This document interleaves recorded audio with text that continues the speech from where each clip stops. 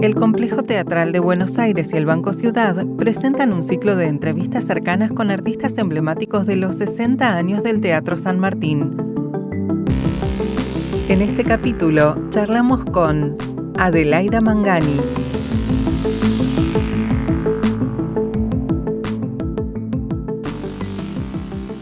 Hola Adelaida, Hola, ¿cómo estás? ¿cómo estás? ¿Bien?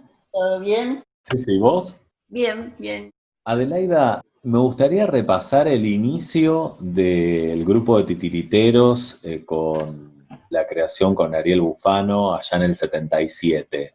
Bueno, eso fue así. Nosotros, unos años antes, cuando era todavía una gestión muy corta que tuvo Kibe antes del año 73, nosotros le habíamos presentado a Kibe un proyecto. Él era director en ese momento del San Martín y le habíamos presentado un proyecto que a él le había gustado muchísimo. Esto era el 72. Entonces él dijo, el año que viene los convoco para hacer esto. Al año siguiente fue el año 73, Cámpora, aquí los sacaron volando del teatro, y ese proyecto se desapareció.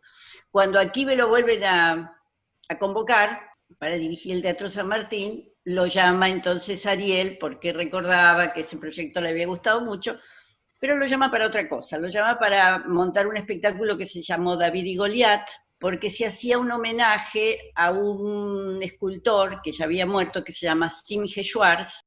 El homenaje era que en el hall central se hacía una exposición de sus esculturas. Y la mujer de él, que era viuda de él, Ruth Schwarz, recordaba que ellos hacían en París esta obra David y Goliat, que la había escrito Singe y que la hacían en París con títeres que había diseñado el propio Singe y demás, y le propuso a Kibe reponerla. En realidad era escribirla de nuevo, porque ya lo que tenía eran recuerdos. Y a Kibe le encantó la idea y montamos en la Sala Lugones David y Goliat. Eso fue en el 77. Y ahí se formó un grupo, éramos seis titiriteros. Imagínate que ahora son 31, sin contarme a mí. Y yo era la única mujer. No. Y montamos David y Goliat en la Sala Lugones, porque en ese momento los títeres, gracias que era la Sala Lugones, que era la sala del cine, nosotros hacíamos la función a las 2 de la tarde, a las 3, y después continuaba el cine. Armábamos el retablo sobre un tablado que hay delante de la pantalla, no sé si todavía está, no me acuerdo.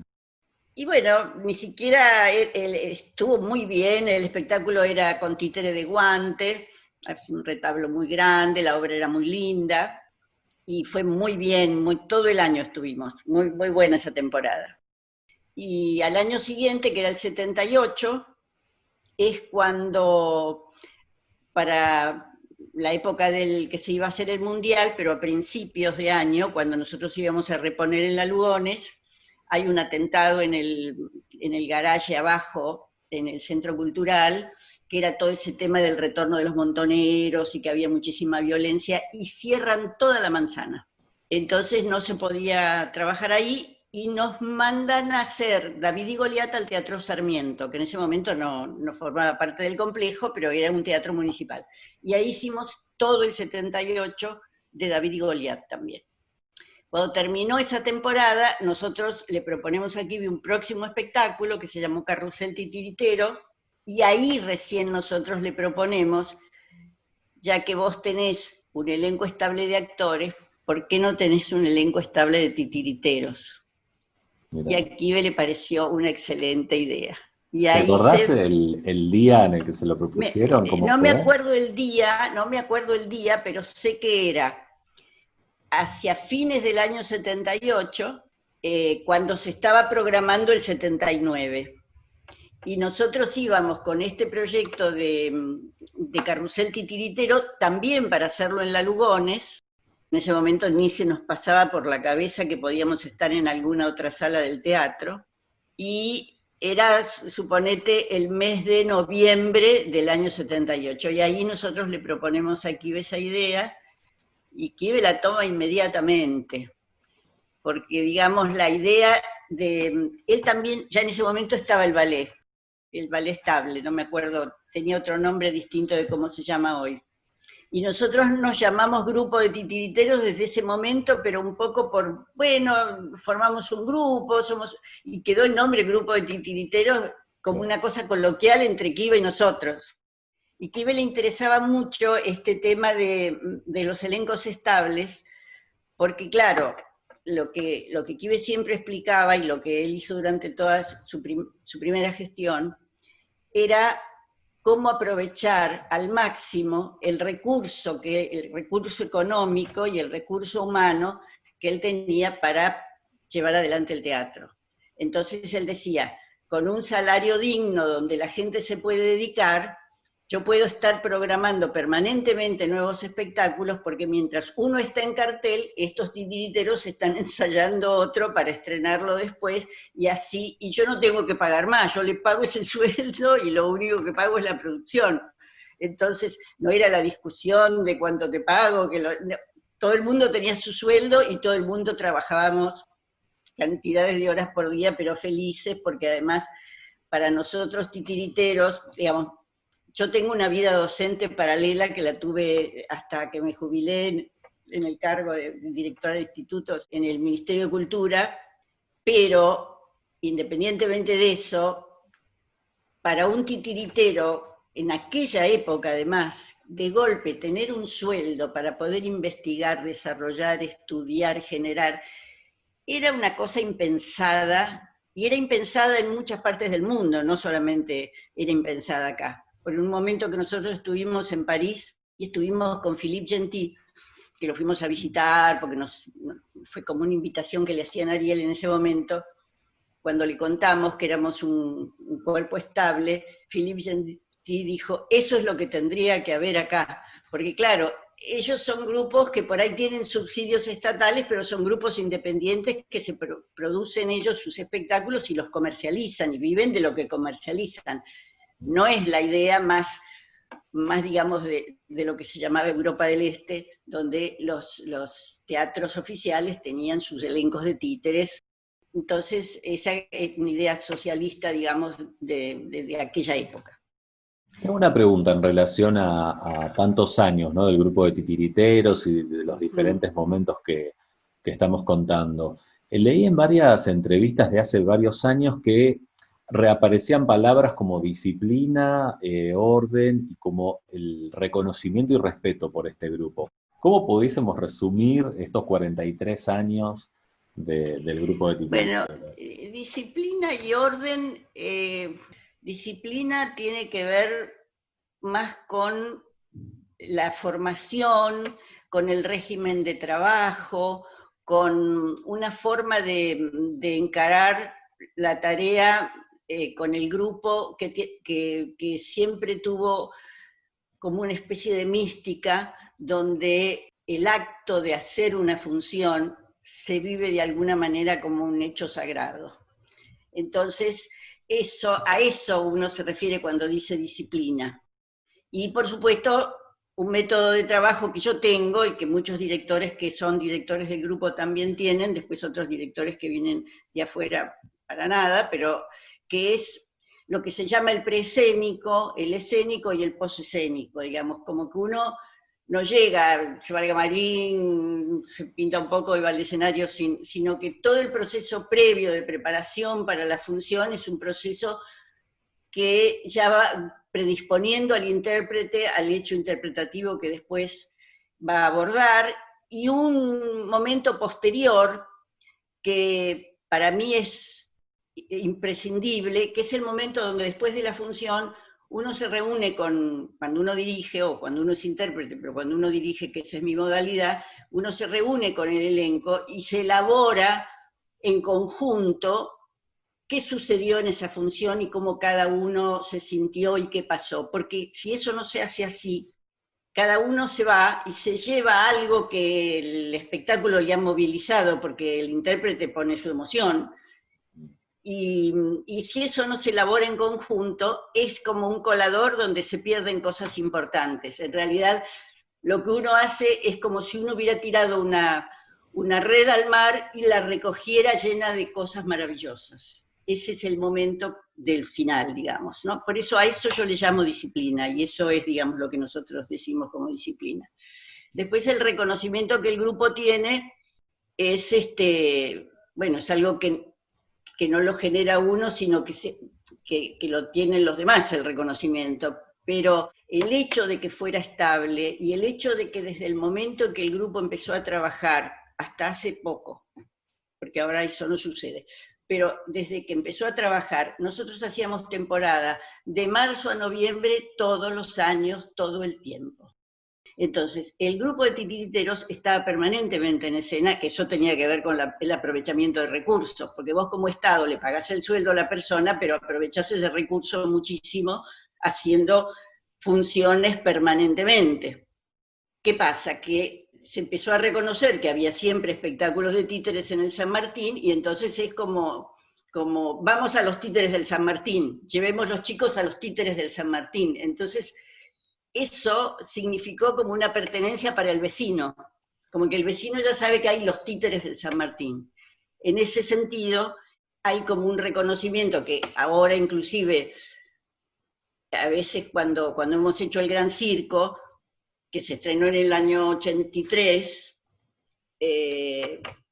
a fines del 82 se hicieron las primeras funciones, pero en realidad el estreno fue en el 83, que vienen papás que lo vieron de chiquitos y traen a sus nenes, digamos. Entonces, a eso, digamos, podemos llamarle el reconocimiento del público, más como una pertenencia del vecino de la ciudad, que como un reconocimiento, digamos, artístico solamente. Claro. Te quería preguntar acerca del títere como objeto animado. ¿Cómo nació tu interés por los títeres? Leí también ahí algunas biografías, a ver si estoy en lo cierto, que desde muy chica, a los 3 años, te llevaban al Colón y que veías obra, como que había algo muy presente, pero ¿cómo surgió el interés por el títere? Los títeres, en realidad, a mí, digamos, mi contacto con lo musical, con lo artístico, con lo teatral, es desde la cuna, por cómo era mi familia. Y mi tío era músico y también era director teatral, mi tío materno vivía con nosotros, con mi papá y mi mamá, y también mi abuelo. Y entonces, como él era director de orquesta y más de una vez me llevaba a los ensayos, y yo era muy chiquita, inclusive al teatro, que yo debo haber contado por ahí que cuando yo tenía 3 años se estrenó en el Teatro Cervantes La Divisa Punzó, que era una obra que trataba de la vida de Rosas, y que Faust Rocha hacía el personaje de Rosas, y Iris Marga el personaje de la hija, que era jovencita ella, o joven, no sé, yo tenía 3, ahora tengo muchísimos más, así que hace mucho. Y siempre cuento que cuando terminó, mi tío me llevó a presentarme a Iris Marga. Y yo era la sobrinita del maestro Jacobe. Y yo fui la sobrinita del maestro Jacobe muchos años. Porque después, cuando fui profesora en el Manuel de Falla, que mi tío también era profesor en el Manuel de Falla, yo entré como profesora ahí, que me había recibido en ese conservatorio, y seguía siendo la sobrinita del maestro Jacobe.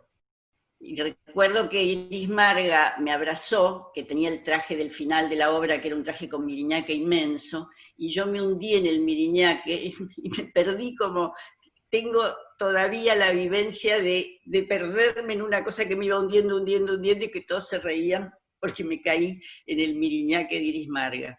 Y otra cosa que pasó ese día es que Faust Rocha, que era el personaje, que hacía el personaje de Rosas, era muy amigo de Alfredo Bufano, el padre de Ariel.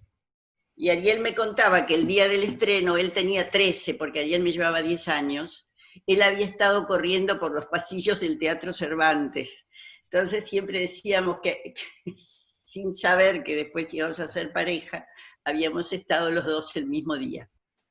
Interesante, y además qué vivo ese recuerdo, ¿no? De la sensación corporal.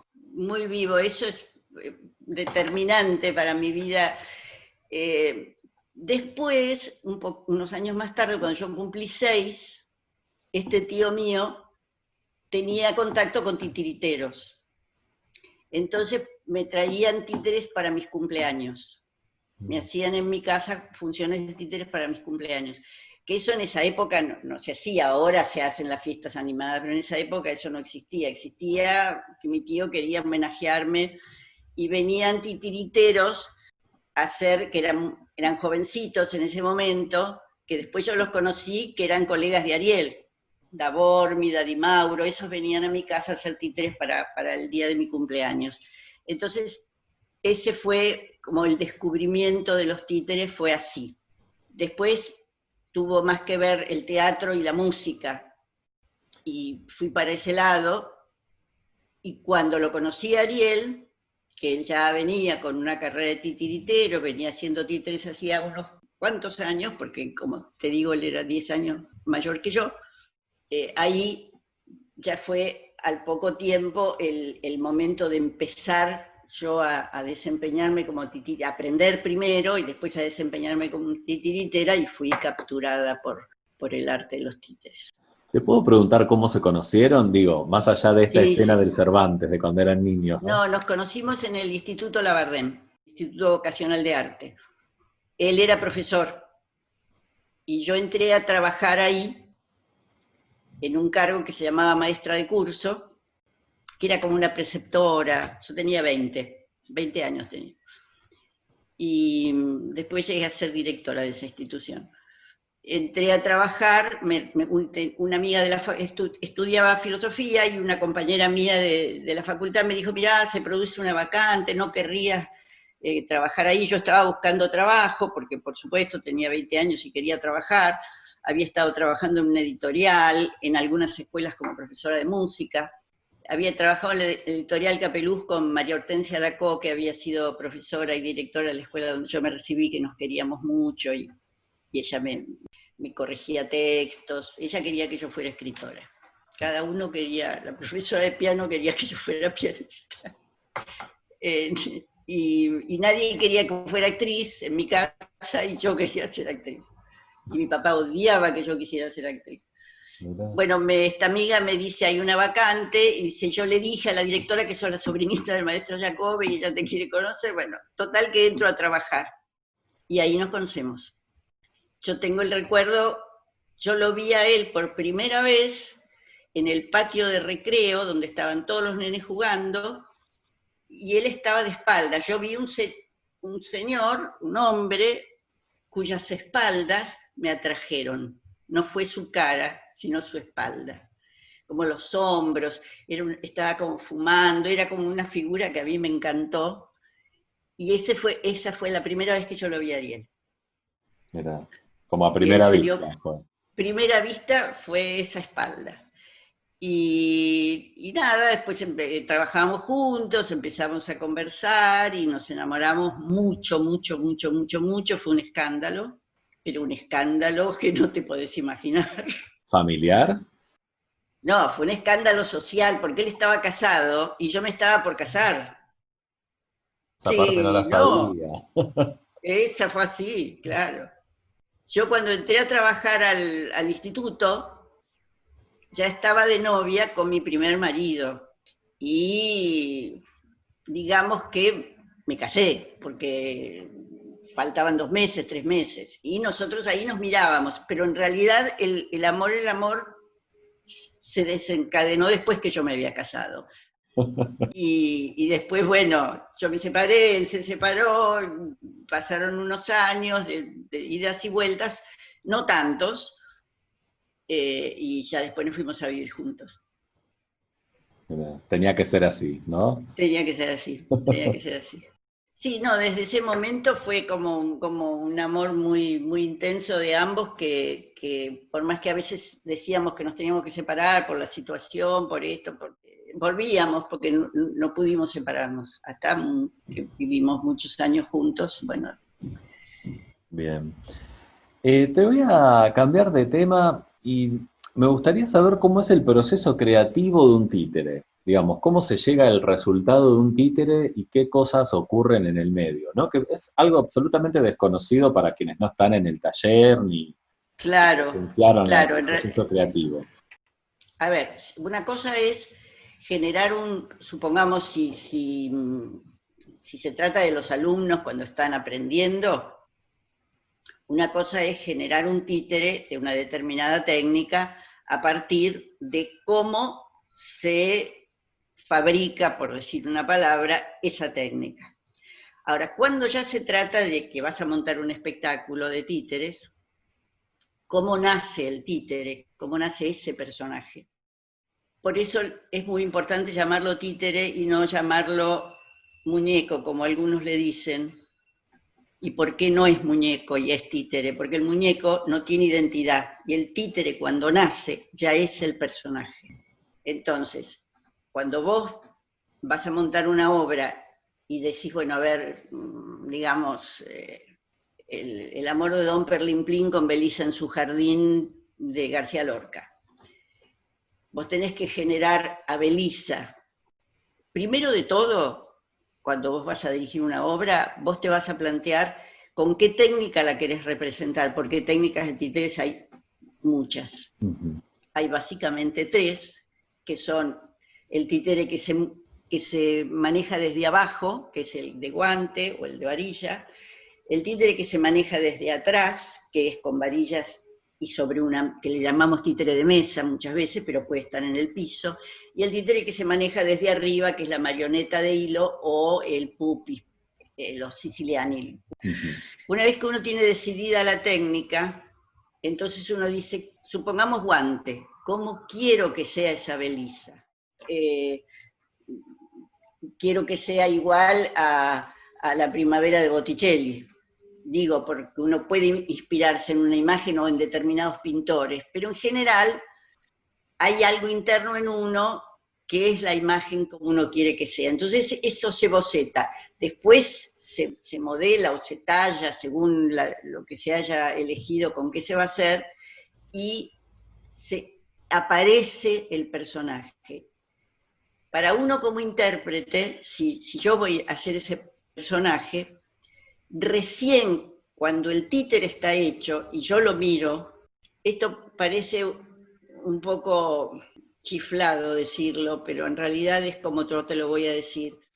Cuando yo voy a interpretar esa Belisa y yo la veo, ese títere me dice a mí qué voz quiere tener y cómo quiere ser interpretado, porque el objeto ya constituido, esculpido, pintado, el objeto te pide cómo quiere ser, porque tiene una cara, tiene una forma, que es esa y no va a ser otra, porque el títere es eso. Por eso es, digamos, es un personaje que cuando aparece ya te dice quién es. Y para el intérprete, el contacto que establece es realimentante permanentemente, porque desde luego que uno le pone la voz y no estoy diciendo que hable solo, pero porque puede parecer. Pero hay una especie de realimentación entre el objeto y el intérprete, de manera que se hace una síntesis, y por eso entonces el objeto cuando está bien, el títere cuando está bien hecho, está vivo y vos no te importa quién lo mueve, a vos te importa vincularte con ese objeto que está vivo, como público digo, ¿no? Sí, esa es la identidad de la que hablabas, ¿no? O sea, cuando... Claro, exactamente, claro. Pasa que el títere para el fenómeno que se produce con el público es un fenómeno donde la identificación es muy fuerte si se produce. Si se produce que el público puede proyectar en ese objeto la comprensión de ese personaje, una vez que eso se lo creyó, porque hay que creerse que es un cacho de madera, está vivo, una vez que uno eso se lo creyó, es infinito, porque uno se cree cualquier cosa. Digamos que la convención teatral, donde uno tiene que creer que Alfredo Alcón es Hamlet, porque si no, no puede ver la obra, en el caso de los títeres es mucho más complicado, porque uno tiene que creer que un objeto inanimado no que una persona es un personaje, sino que un objeto inanimado es un personaje. Entonces, ese proceso de identificación es más complejo. Ahora, cuando se logra, creo todo lo que ese personaje hace, que es lo que pasa con los niños. Los niños, en una función de títeres, se llega a un punto donde están absolutamente consustanciados con lo que está pasando, porque pueden creer perfectamente, precisamente porque no hay un humano que los está trayendo a lo más terrenal. Sí, justo te iba a preguntar eso, porque en los últimos espectáculos que vi, uno podría pensar que ahora los chicos están como muy conectados con la tecnología, que es Sí, cierto, están, sí, pero eso sí. no implica que no No. acudan a estos rituales, entre comillas. Sí, tal cual, tal cual. Es un género, son géneros distintos. Bueno, un género puede ser el cine, puede ser el video, y con el títere de guante es increíble la identificación que tienen los niños. Uno dice, no, bueno, ahora no, por ahí no serán todos los niños tampoco, pero los que se enganchan de una manera que es muy, muy, muy profunda, muy profunda. Adelaida, por último te quería preguntar cómo es la dinámica de funcionamiento del grupo de titiriteros, desde aquellos 6 iniciales hasta el número 31 de los integrantes de hoy día. ¿Cómo se ha dado, cómo describirías la dinámica de formación y de... Ahora, digamos, el crecimiento del grupo, de los 6 que éramos al comienzo, después fuimos 11 para montar el segundo espectáculo, después montamos La Bella y la Bestia, después fuimos 16 para el Gran Circo, pero ahí, en ese momento, para que el grupo se incrementara, no había escuela de títeres, había que hacer concurso, y el que tenía formación, hicimos concursos durante esos años para que ingresaran, porque los primeros habían sido alumnos de Ariel, en el Instituto Labardén, que es donde él se jubiló después como docente ahí, y había tenido alumnos en el turno niños, en el turno adolescentes, y los primeros fueron alumnos de Ariel de esa época, que eran Sergio Rower y Luis Rivera López, que después hicieron su compañía Libertad Hablas y ya también llevan un montón de años ahí. Y hasta el año 87, o sea, 10 años después de que se había fundado el grupo, no había escuela, entonces la manera de ingresar titiriteros era mediante concurso. En uno de esos concursos se presenta gente que estaba como para entrar, o las vacantes que teníamos, y 2 o 3 que tenían talento, pero que ya no teníamos vacante para ellos, y tampoco estaban en condiciones tan formados. Ahí le propusimos a Kibe que con esos 3 o 4 hacer una cosa que se llamaba meritorios, que entraran como meritorios, que eso era tradicional en el teatro. El meritorio era el que entraba como para aprender al lado de los maestros y trabajar y tener un pequeño salario y ir haciendo su formación. Y el comienzo de la escuela es ese, que entran 4 que son meritorios, que tenían un salario y que se van formando. Uno de ellos era García Huevi, por ejemplo, que entra como meritorio. Y eso sucede, a los 2 años vuelven a entrar otro grupito de meritorios, sucede hasta que Kibe lo saca la gestión cuando nombran intendente a Grosso, que gana Menem. Ya no lo confirman en el cargo, y el director que viene en su lugar es Emilio Alfaro. Entonces Emilio Alfaro nos dice que no hay más plata para esto de los meritorios, que no se puede pagarles más, que no sé qué.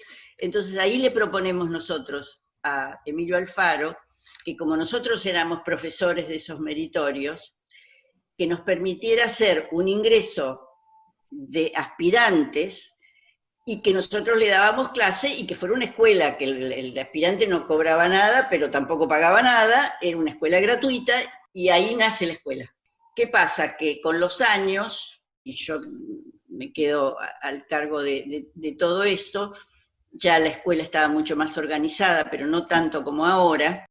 Cuando empiezan a egresar alumnos que están muy bien formados, el grupo tenía en ese momento, hasta la segunda gestión de Kibe, éramos 16, y eran los 16 que me dejaban tener.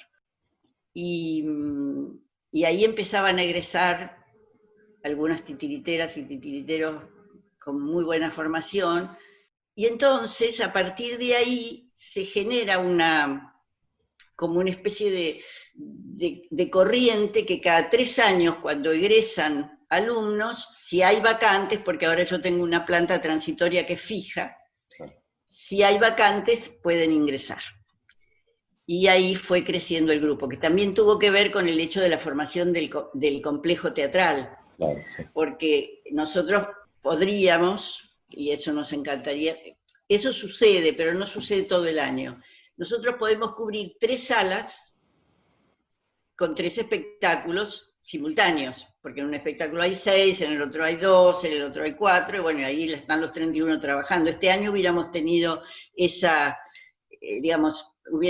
porque si va a ser la biblioteca de los libros desordenados, iba a estrenar un espectáculo de Guante, y íbamos a repetir Recuerdos a la hora de la siesta, y ahí yo tenía los 31 trabajando, en 3 salas diferentes y simultáneo. Claro. Entonces, eso es lo importante de tener un elenco numeroso, que con el mismo presupuesto el teatro puede tener simultáneamente para niños en 3 salas abierto durante todo el año, o cuando quieran, digamos. Y el régimen de trabajo es, si hay un espectáculo en cartel y uno programado, el espectáculo en cartel generalmente se hace los fines de semana, y en la semana, en un horario, nosotros generalmente trabajamos de tarde. ¿Por qué trabajamos de tarde? Porque a la mañana funciona la escuela. La escuela y el grupo de titiriteros son 2 organismos, pero separados, digamos, pero en los cuales trabajamos, digamos, casi todos los profesores de la escuela de titiriteros son miembros del elenco, y entonces a la mañana son las clases de la escuela, y el grupo trabaja por la tarde, ensaya por la tarde y hace espectáculos cuando nos programan. Y el régimen de trabajo a veces está dividido con 3 directores distintos, que son los que están montando sus espectáculos, que a veces son directores del grupo y otras veces son convocados directores de afuera, especialmente en estos últimos años, y bueno, y así. Bueno, Adelaida, muchas gracias por esta charla, por el encuentro. Gracias a vos, gracias a vos. Te mando un beso grande. Hasta luego. Adiós. Si te gustó este podcast, compartilo en tus redes. Compartí Cultura. Búscanos en Instagram en @elsanmartinctva, @banco.ciudad o en las diferentes redes sociales y viví la experiencia.